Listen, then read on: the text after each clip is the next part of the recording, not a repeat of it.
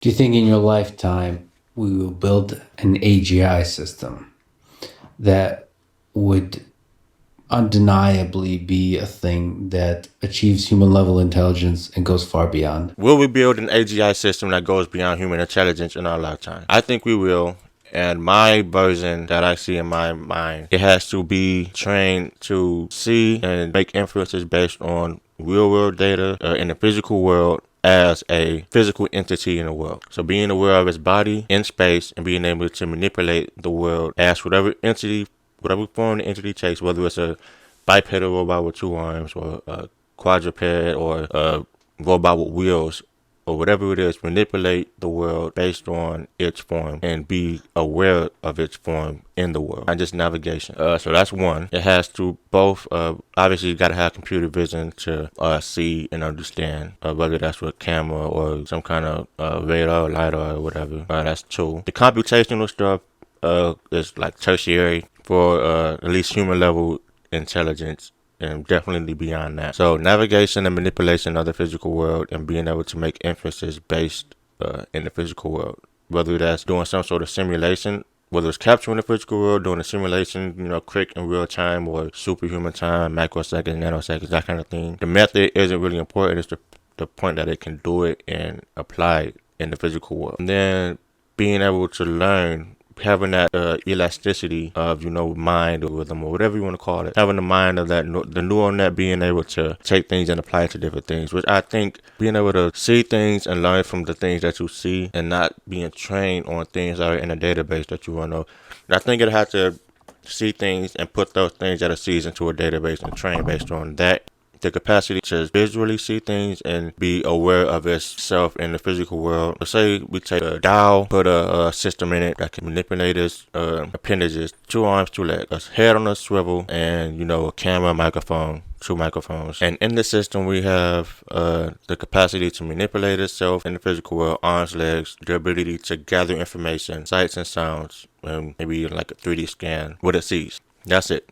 And the ability to learn, and I don't know what the algorithm will be comprised of. It'll be some X-layered neural network. But the goal is to get that stage 1 to get to stage 2. Stage 1 is being able to, hopefully, based on what it captures, to try to communicate how it sees other people communicating. That's 1. No trained data set on communication, just what it sees and hears. 2, based on what it sees and hears, finding out how to manipulate its body and navigate the world. That's step 1. To step 2. Step 2 is being able to navigate on its own, whether that's walking how we walk or some weird version of it. Crab walking, I don't care. If it's moving on its own, great. If it's at least communicating or trying to communicate with us, that's step 2. Now we know that it has the capacity to take what it sees and apply it to itself and navigate, and it's learning on its own. So once it's doing that, I think it'll pretty much be there.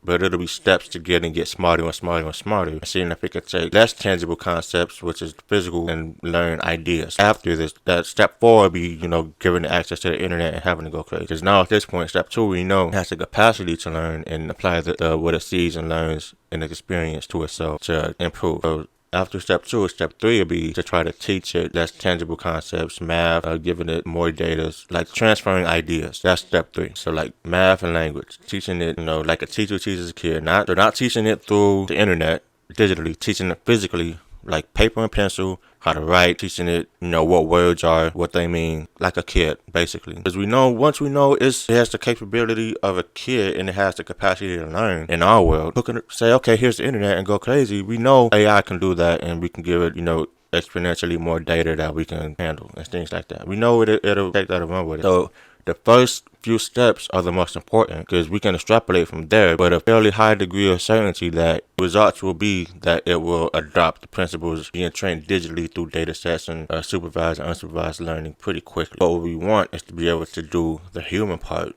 first. So that's my unorthodox way of achieving AGI. So baby learning through its own experience, sights, sounds, and physical manipulation by watching. And if it applies that to itself and starts moving, whatever method it is, whether it's rolling around in a circle, crawling, walking on 2 legs, 2 arms, whether it's some kind of worm moving, it doesn't matter because I'm sure most people have seen the videos where you give a robot a body and it trains itself digitally and then applies the most effective method. That's what we want in the physical world, paired with the fact that it can see and hear people and what's around it and tries to communicate. So then step 2 will be supervised learning physically. So me coming up to it and saying, hey, this is paper. It's saying, or trying to say paper and acknowledging that, okay, that's paper. And me saying, okay, this is math. 1, 2, 3, ABCs. Say the ABC. Count to 10 like a child. And then going from there, doing algebra and all that stuff, writing physically. And of course, as we go, we're going to upgrade his body to do more, not intensive things, but more complicated things. I think that's a pretty good summary of